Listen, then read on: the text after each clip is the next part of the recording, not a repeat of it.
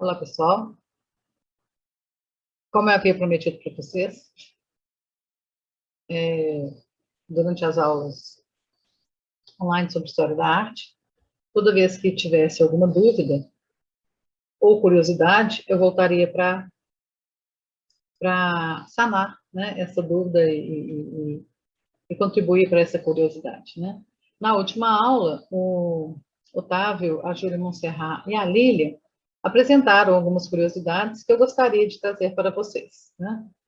E o Otávio ficou curioso para conhecer as representações de Jesus na arte, durante a arte antiga, né? A Júlia também ficou curiosa em relação à etnia de Jesus e de Maria, como, como se resolveria isso, né? Como que, o que se sabe, né, sobre isto. E a Lilian, enquanto eu falava da arte antiga, no Egito,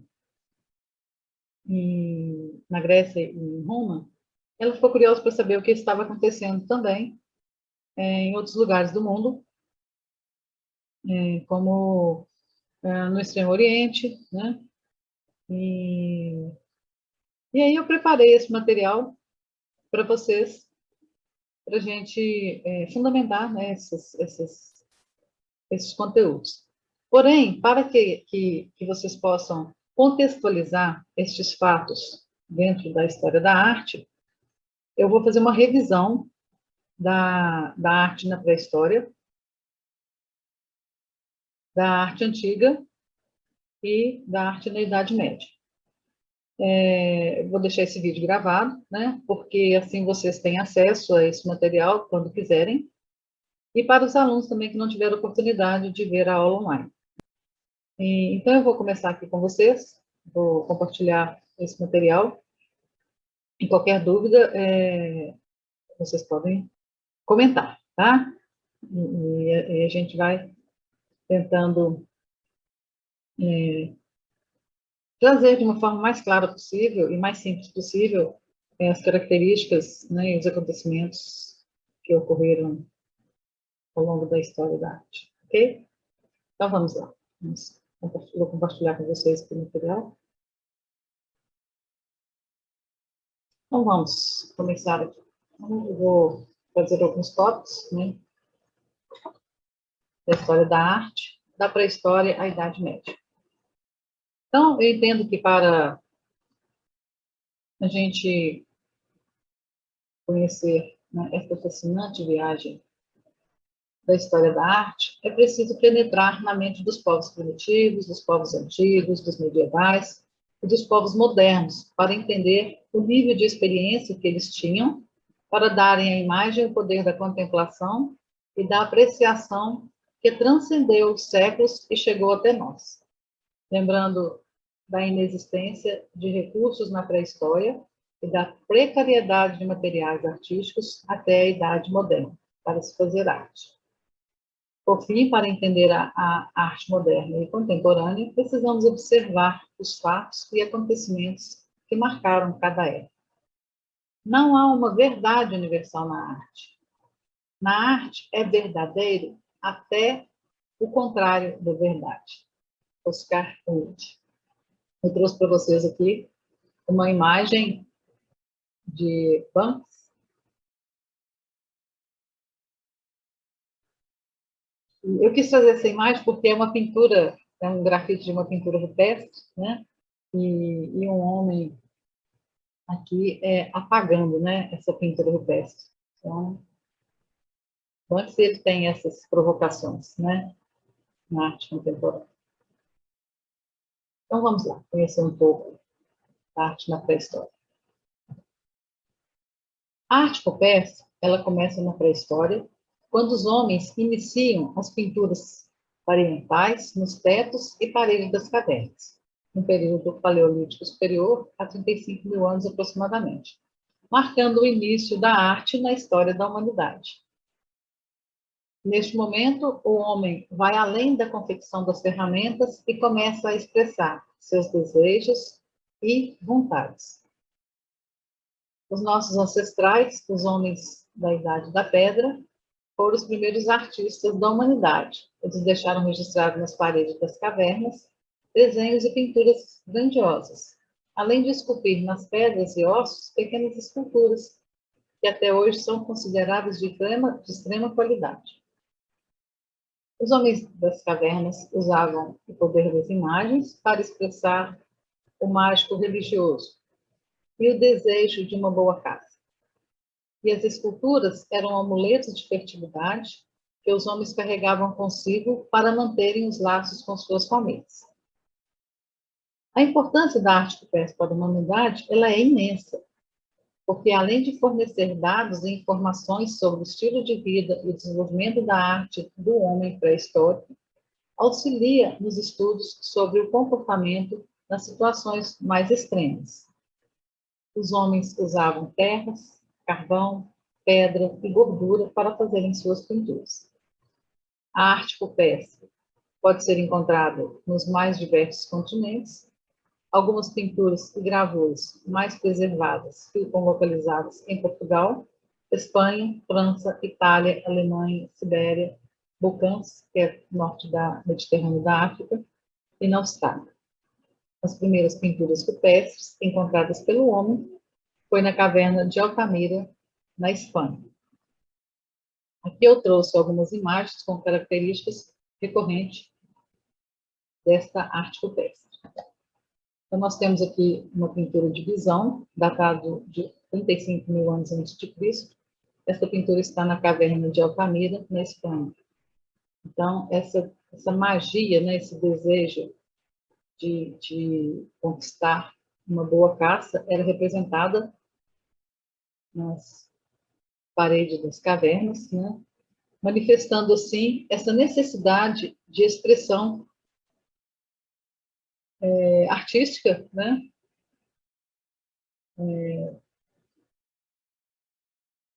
através das imagens, através da pintura, através do desenho, onde eles acreditavam que se eles pintassem um bisão grande ou um touro grande, eles conseguiriam conquistar essa caça, né, durante as suas caçadas. Aqui eu trouxe imagens dos materiais usados pelos homens das cavernas para fazerem suas pinturas. Então, a gente tem aqui os óxidos, né? Os óxidos são argilas coloridas pelo óxido de ferro. Nós temos os amarelos, os vermelhos, os marrons. Temos aqui o carvão vegetal, que eles também usavam. Eles esfregavam o carvão na parede, né? O manganês também, que deixava marcas na parede. E o carvão de osso ou negro animal, que eles chamavam, também era a forma que eles tinham de fazer as pinturas nas paredes. Aqui nós temos uma escultura, uma pequena escultura, né, feita em pedra, na Vênus de Willendorf, que data entre 28 mil anos antes de Cristo a 25 mil anos, e ela está na Áustria. Aqui nós temos a Vênus de Holyfels, e datado de 35 mil anos antes de Cristo, está na Alemanha, encontrado no Museu da Alemanha. Observem que essa Vênus, né, ou essas esculturas, elas trazem formas femininas, né, que lembram a fertilidade. As mulheres não eram reconhecidas pelo seu rosto, mas sim pelo seu corpo e por essa possibilidade, né, de gerarem vidas.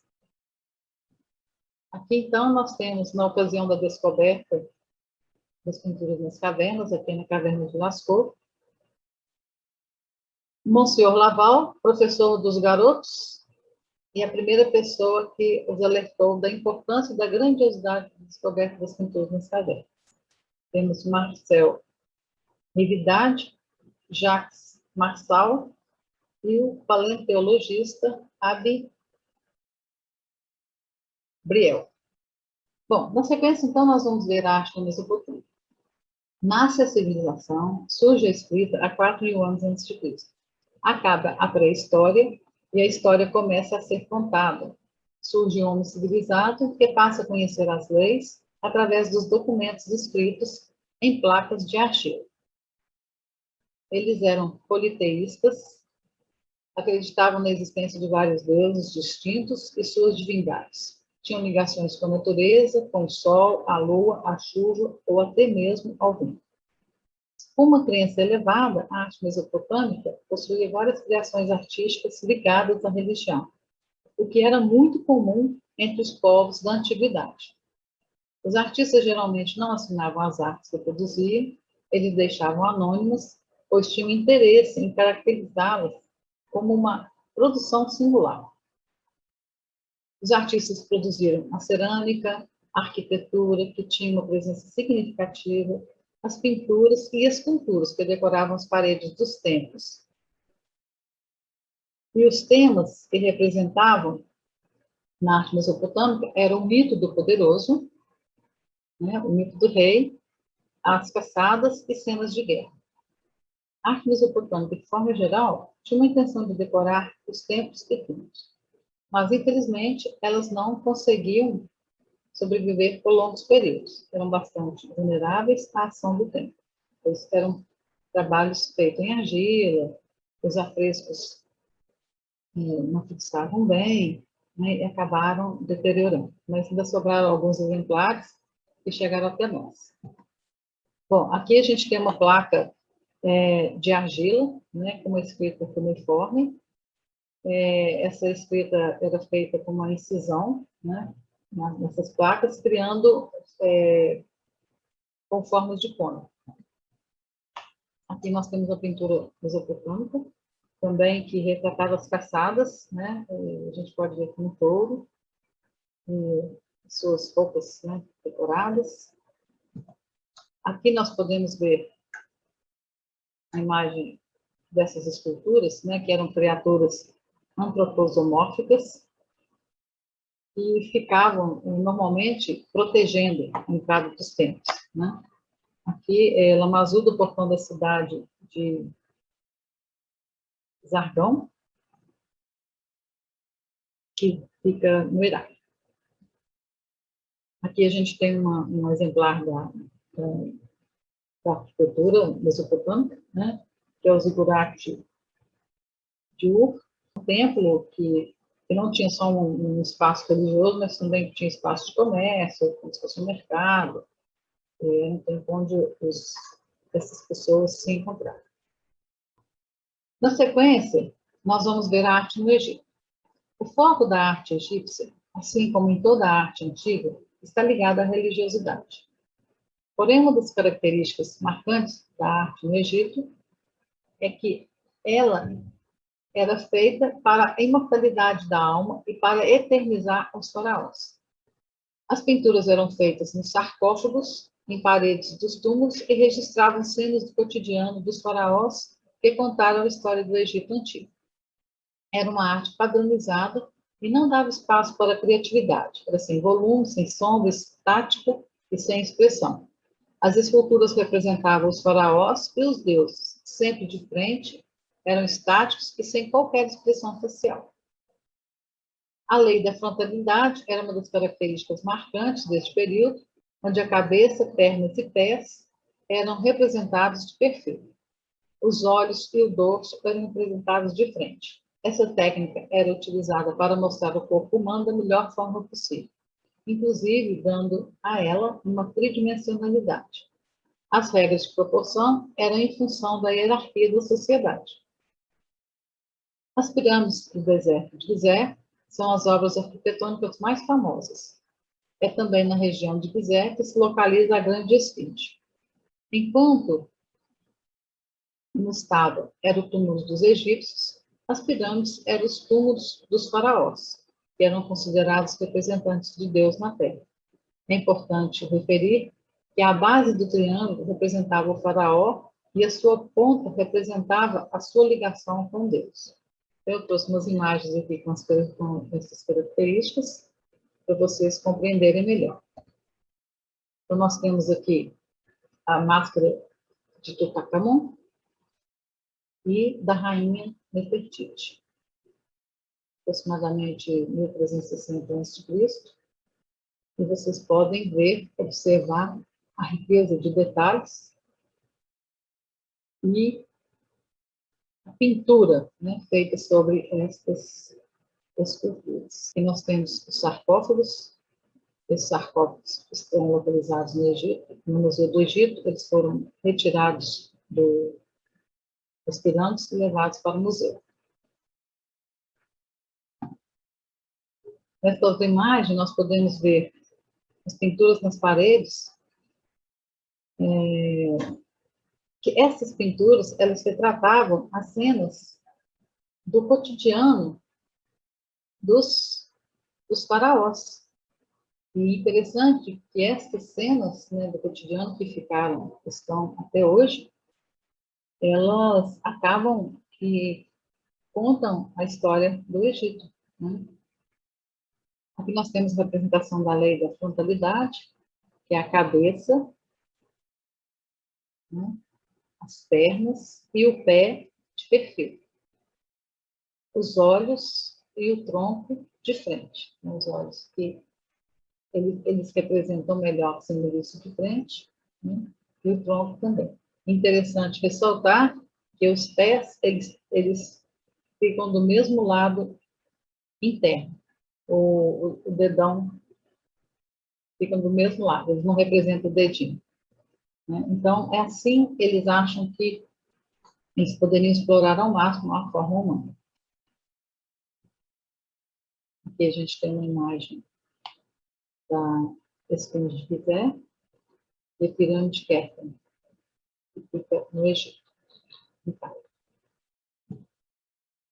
Bom, agora nós vamos ver a arte na Grécia. A arte na Grécia, gente, é uma das manifestações culturais mais importantes da história. A arte grega é constituída pelas formas de arte existentes no período da Grécia Antiga. A arte grega foi precursora quando o assunto é retratar o ser humano nas obras. Por conta de sua ligação com o intelecto, o artista grego priorizava o racionalismo e esculpia as imagens humanas, priorizando a perfeição. Para a arte grega, o homem era o ser mais importante e deveria ser retratado à sua semelhança.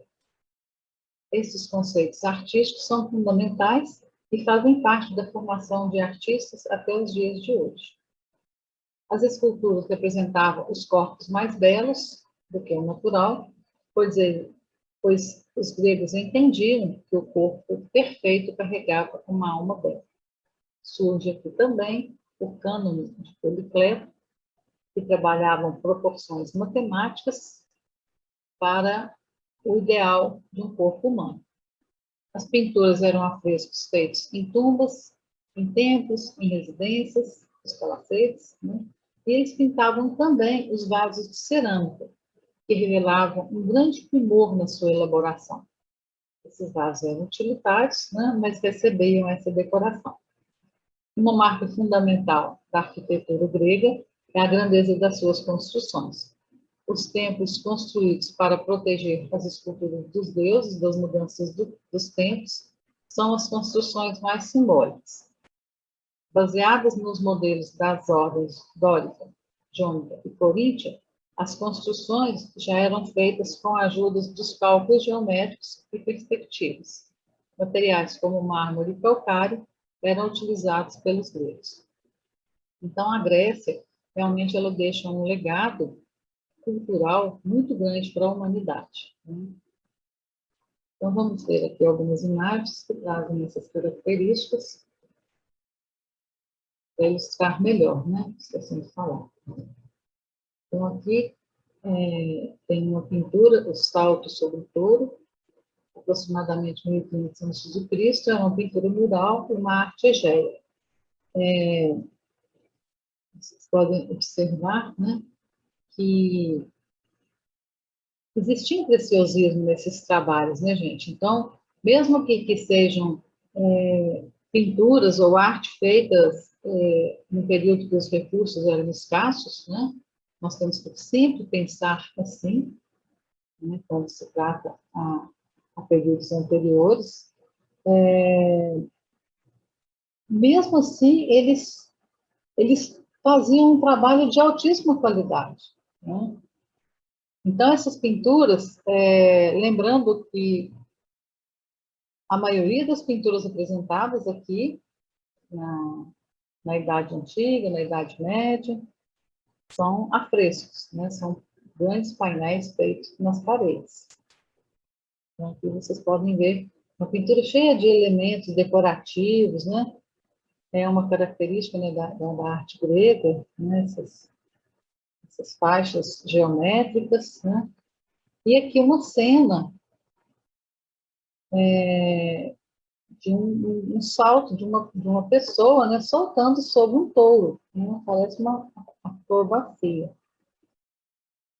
Aqui nós podemos ver a Vitória Samotrácia, uma escultura grega belíssima, do período helenístico. Essa escultura está no Louvre, eu tive a oportunidade de conhecer pessoalmente. As imagens realmente não revelam a grandiosidade desse trabalho, né? Eu gostaria de chamar a atenção aqui para esse tecido molhado. Essa escultura, ela ficava na proa de um navio, então era como se ela recebesse água e sua roupa ficasse molhada, né? Então a gente consegue perceber esse tecido colado no corpo, né? Fantástico. Eu trouxe ela a foto dos dois lados, né? Uma escultura só, né? Eu trouxe a foto para a gente ver melhor, né, esses planejamentos, essa asa, com esses detalhes, com esses cortes, com esses penas, enfim, uma escultura, além de muito bem feita, né, grandiosa. Ela é bem, fica na escadaria no Louvre, me chama a atenção. Aqui eu trouxe para vocês um Dórico de Policleto. Como eu falei para vocês, Policleto, ele traz, ele faz um estudo das proporções, né, a nível matemático, porque ele tenta trazer o ideal, né, de beleza, né, para as esculturas de corpo humano. Então, para que as proporções tivessem um padrão, né, ele toma como referência a cabeça. Então, para que um corpo fosse perfeito, ele deveria ter 7 vezes o tamanho de uma cabeça. Aqui a Vênus de Milo, outra escultura maravilhosa, né, grandiosa também, que fica no Louvre. Esse planejamento, quando a gente chega perto, dá vontade de tocar, sabe? O rosto dá vontade de tocar. Parece que tem a textura de uma pele, mesmo sendo um mármore, e uma pele sedosa. Então, eles tinham uma capacidade de esculpir, de representar, né, os seus deuses, lembrando que na Grécia eles não representavam uma pessoa especificamente, né, mas sempre algo com um padrão de beleza acima, né, do que eles estavam representando. E eles pesquisam essa perfeição ao máximo, né? Então, tudo que eles faziam era muito perfeito.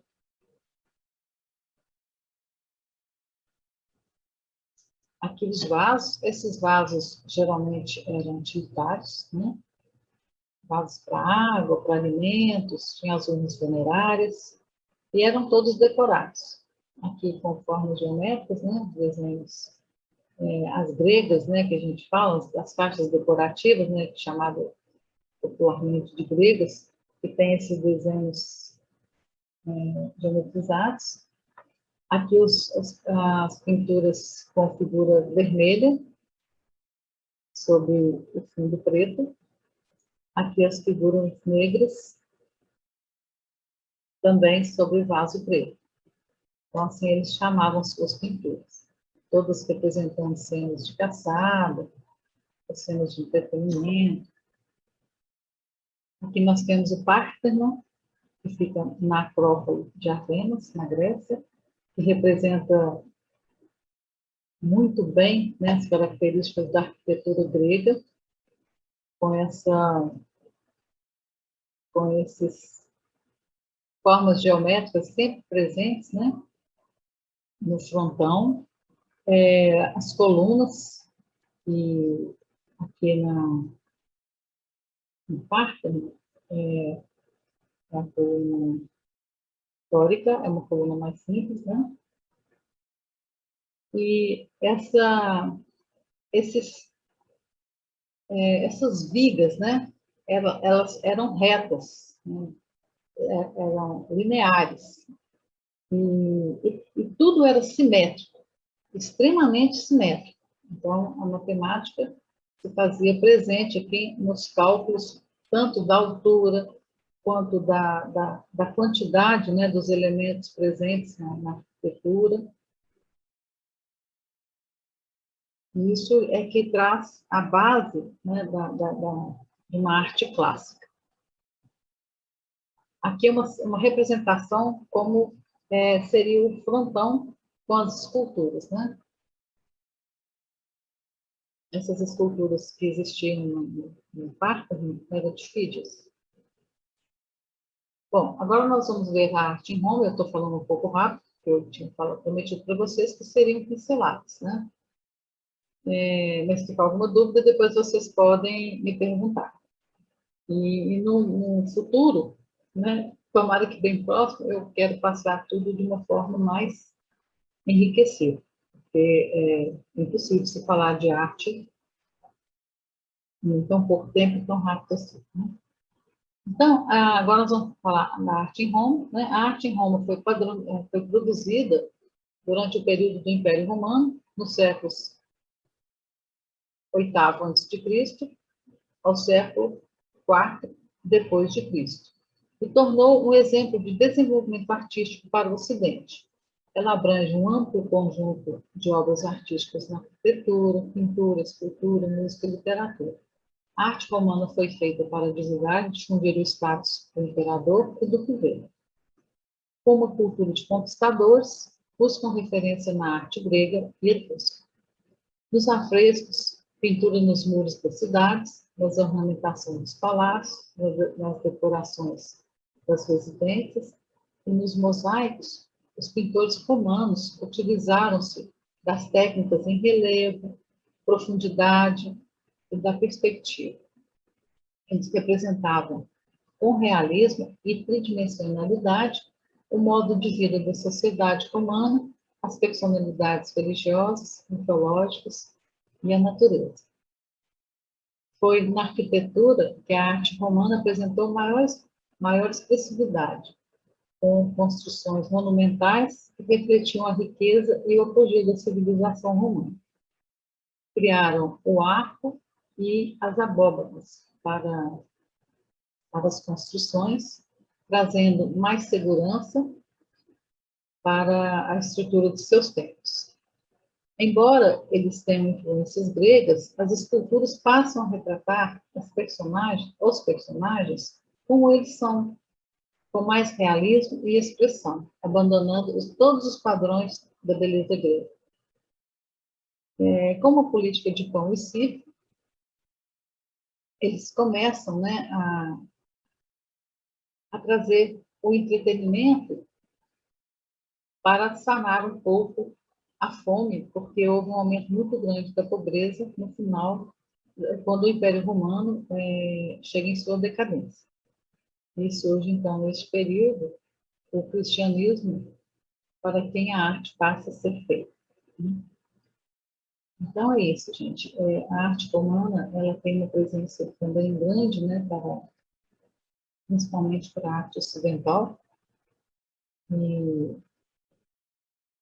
dentro das culturas e das pinturas romanas, eles abandonavam todos os padrões de beleza da arte grega, porque eles traziam mais realismo, e eu vou mostrar isso para vocês, em imagens na sequência, e porque eles achavam que as pessoas, os imperadores, os governadores, né, as autoridades, que elas precisavam ficar mais próximas do povo, né?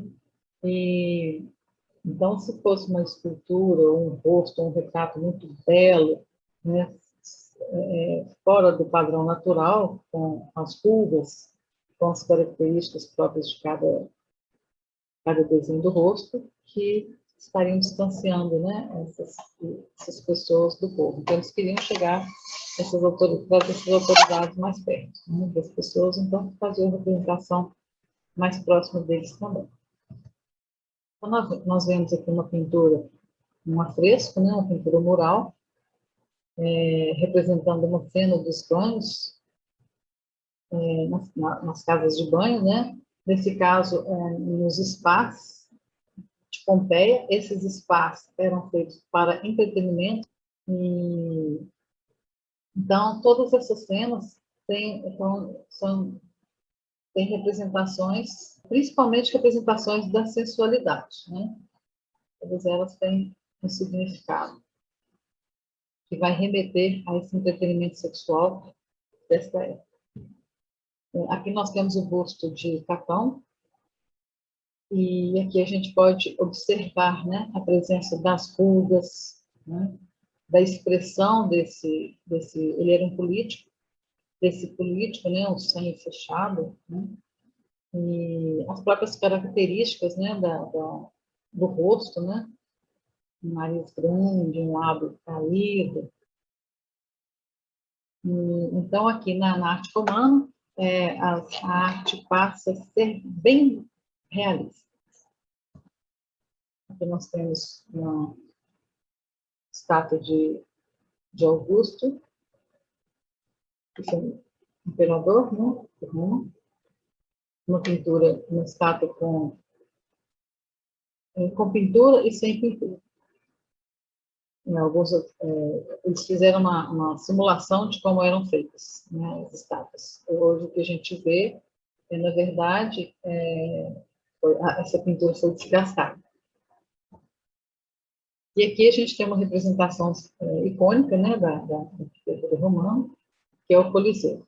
Aqui vocês podem observar, então, a diferença da construção, que eram os arcos, né, na estrutura. Enquanto na arquitetura grega a gente tinha uma viga reta, né, linear, aqui as vigas são substituídas por esses arcos, que dão mais sustentação, né, ao peso das construções. E aqui uma escultura, né, da lenda de Rômulo e Remo sobre a fundação de Roma.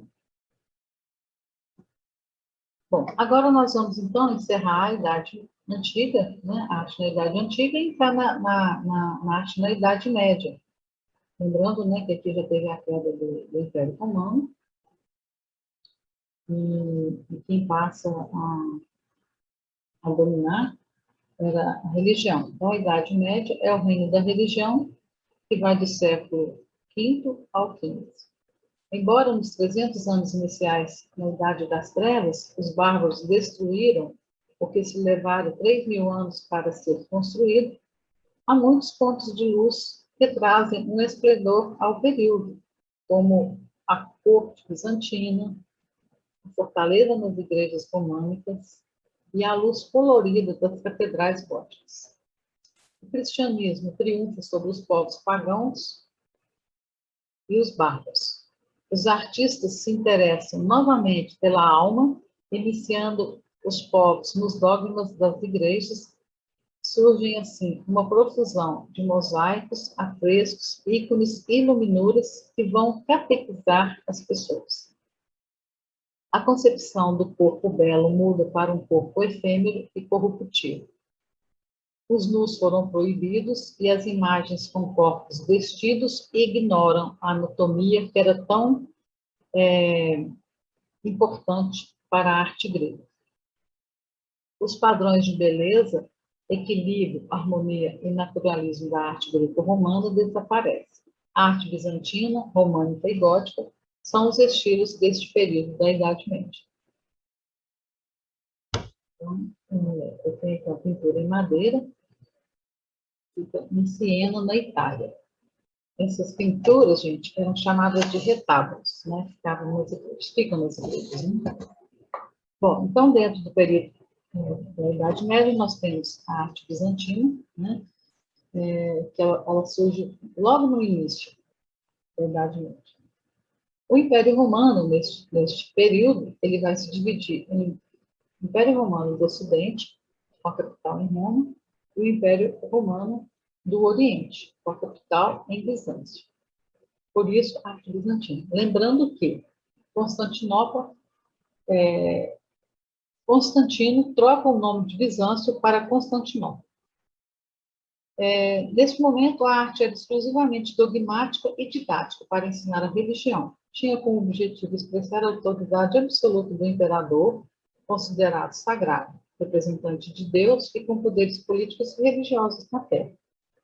O mosaico foi uma das expressões mais intensas do bizantino, e em vários exemplares, o imperador é representado com uma auréola sobre sua cabeça que lembra a divindade. Os ícones que representavam Maria e o menino não seguiam os padrões de beleza, pois lembrava a sensualidade, e a sensualidade era o pecado. Foi uma arte empobrecida esteticamente, suas figuras eram chapadas, rígidas, sem movimento e sem profundidade ou volume. Aqui tem um exemplar de um mosaico que fica na Basílica de Ravenna, na Itália. Justiniano e seu séquito, né, aproximadamente 547 depois de Cristo, e vocês podem observar aqui que o imperador Justiniano tem uma auréola, né, porque ele era o representante de Deus na Terra.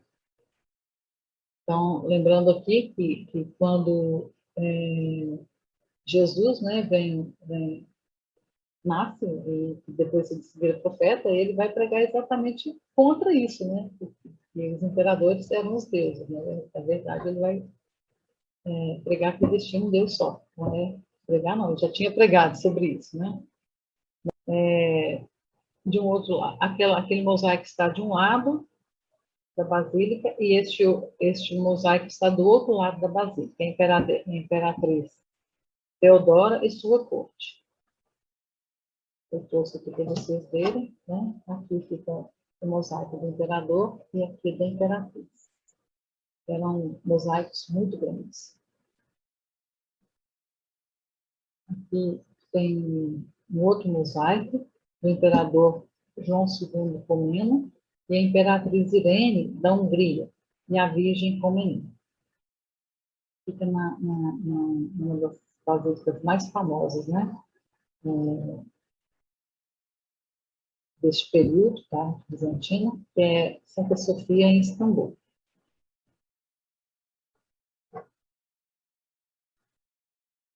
Essa aqui é outra catedral do período bizantino. Também é ricamente preenchida com mosaico. Essa catedral fica em Sicília, na Itália. Aqui eu trouxe duas imagens, né, dois exemplares de ícones, né? A Madonna entronizada é uma têmpera sobre o painel de madeira e Jesus Cristo Pantocrátor, do século XV. Então, eram essas pinturas que as pessoas levavam para as casas e que depois a igreja manda queimar, né? Porque a igreja entendia que poderia catequizar, né, os pagãos só dentro dos templos. Ninguém poderia ser catequizado fora desse local.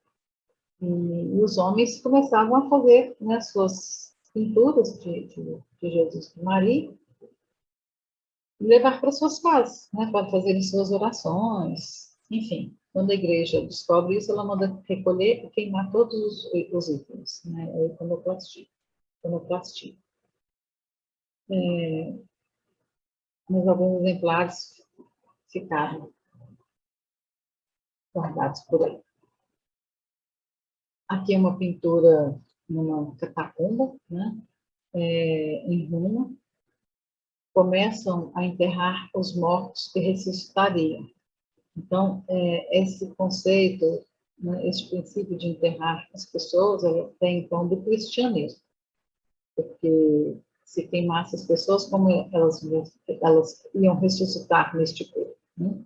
Então, por isso começam a ser criadas as catacumbas, que são os cemitérios subterrâneos, principalmente em Roma, para enterrar os corpos dos cristãos. Então, nas catacumbas só enterravam o corpo dos cristãos, não enterravam os romanos. Ok? Então, mesmo quem seguia a linha do cristianismo. Aqui, a Catedral de Santa Sofia, uma arquitetura monumental, com elementos característicos, né, da arte bizantina, totalmente diferente da arquitetura romana. Eu trouxe também essa Bíblia com o ícone bizantino na capa, né, esse Jesus numa cruz, mas um Jesus simples, né, sem muitos detalhes. Dizem que essa Bíblia é do Papa Francisco, um objeto pessoal dele. Bom, em seguida, então, nós vamos ver mais um período, né, da arte na Idade Média, que é a arte românica. As características da arte românica, elas foram dominadas pelo cristianismo, né? O cristianismo triunfará em todo o território e o poder da igreja, baseado na fé, submetia todas as formas de cultura. Então, tudo era em função do cristianismo. E em razão do enfraquecimento das cortes, né, do Império Romano, a igreja tornou-se praticamente a única fonte de encomenda dos artistas. Então, a igreja vai ser a patrocinadora da arte neste período. A arquitetura alcança uma notável expressão e desenvolvimento, tornando-se uma manifestação mais importante desse período, quando se ergueram as grandes igrejas românicas na Europa. Os templos eram monumentais e com aparência de fortaleza, e com o uso da planta em cruz latina, né? Então, tinha a nave e tinha o transepto, que eles iam aumentando as igrejas, né? A igreja só tinha uma nave. Depois, como foram chegando mais cristãos, eles criaram uma outra parte, né? Um outro anexo, só que eles chamam de transepto e ela cruza essa nave. Então, a esse formato dessa arquitetura se dá o nome de cruz latina. A pintura desse período também tem uma função predominantemente didática, com a presença de características do bizantino. Ela transmite a mensagem cristã, especialmente para os que não sabiam ler. Aplicadas nas decorações de grandes murais, utilizando a técnica de afresco, essas obras não apresentavam uma grande preocupação com relação às proporções ou realismo. Aquilo que eu falei no período anterior, nenhuma arte na Idade Média tem muita compromisso com a estética, né? Na verdade, era só uma representação, uma ilustração, que não podia ter nenhum elemento de beleza, né? Então, era como se fosse um desenho para substituir a escrita, né? Para facilitar a comunicação com os pagãos e com as pessoas que não sabiam ler, né? Então, eles faziam um desenho simples também para facilitar essa comunicação. Aqui nós temos um afresco, né? São afrescos bem simples mesmo. Vocês podem observar como que era pobre, né? Um desenho assim, sem nenhuma expressão, sem nenhuma técnica, né? Que ficava longe, né? De uma beleza grega, né? Esse afresco fica em Subirá, na Espanha. E interessante que essa pintura aqui é a pintura, é uma das primeiras pinturas do pecado, né? Até então, o pecado ele vem com o cristianismo, o sofrimento vem com o cristianismo. Até então, eles não tinham muito conhecimento, né, dessas coisas, não tinha esse conceito de pecado, né? E aqui está a balança, né? Então, falar da balança Tem uma representação aqui do demônio e do anjo, né? Do bem e do mal. Aqui começam as dualidades. Bom, sempre existiram, mas aqui é uma representação, né? Essa, de quem vai para o céu, de quem vai para o inferno, o que você está fazendo, enfim. É isso. Está aí, representado. Aqui a gente tem outra cintura mural, na abside, que fica no Museu da Catalunha. Eles tiram essa parte, né, de uma igreja e levam para esse museu. Né? Uma abside é essa meia esfera, né, que tem nas igrejas. Né? Aqui em Formiga a gente tem na Colégio Santa Terezinha e na igreja do Sagrado Coração de Jesus, que eu conheço, tá? Aqui vocês podem ver outro afresco. Aqui fica na cidade de Girona, na Espanha, uma catedral românica com características extremamente rigorosas. Observam o tamanho dessa parede, o tamanho dessa janela. Então, as aberturas na arte românica, nas arquiteturas, eram mínimas. Eram arquiteturas mais contidas, mais fechadas, né, que pareciam realmente fortalezas, para trazerem as pessoas ficarem aqui dentro, né, de uma forma mais aprisionada. Aqui uma cena, né, da passagem de Jesus, da vida dele. Aqui, né, essa catedral, esse mosteiro, né, de São Pere de Rhodes, também em Girona. Olha para vocês verem o tamanho das paredes e o tamanho das janelas. Essa torre aqui, ela me remeteu um pouco à Basílica de Nossa Senhora, em Aparecida do Norte, né? Girona é a cidade onde eu fiz, né, a Universidade de Girona, que deu chancela para aquele curso que eu fiz de políticas culturais. Então, eu fico, toda vez que aparece Girona, eu acho legal, porque são cidades que realmente têm um envolvimento, né, com cultura. Né? São centros culturais na Europa, e que a gente pode observar por todos os elementos artísticos que essas cidades, pelos todos os exemplares, né, que essas cidades têm. Aqui, gente, é icônico, né, essa arquitetura, né? É o conjunto arquitetônico da Praça dos Milagres, em Pisa, na Itália. A famosa Torre de Pisa, né, que inclinou, porque o terreno não era muito sólido, né? Mas já corrigiram, a inclinação permanece, mas eles já conseguiram equilibrar para que ela não caia, ela foi tombando aos poucos, né? Agora parece não, agora ela não tomba mais, pelo menos por enquanto. Então, vocês podem observar, é uma arquitetura muito diferente, né, das arquiteturas dos períodos anteriores que a gente viu. Bom, agora nós vamos para a arte gótica, que é totalmente ao contrário da arte romana. Né? A arte gótica surge na Ilha de Francês, no norte de Paris, onde se localizava uma rocha calcária bastante resistente e fácil de trabalhar. Né? Então, por isso surgem as catedrais góticas com muitas esculturas em mármores, enfim. Um século mais tarde, o estilo já havia se espalhado por diferentes regiões do norte, de norte ao sul da Europa. A influência da arte gótica na arquitetura torna as catedrais monumentais e ricas de detalhe. Com seus arcos ogivais, elevavam os cristãos aos céus e com os vitrais inundavam as igrejas de luzes coloridas. Era Jesus se manifestando na terra.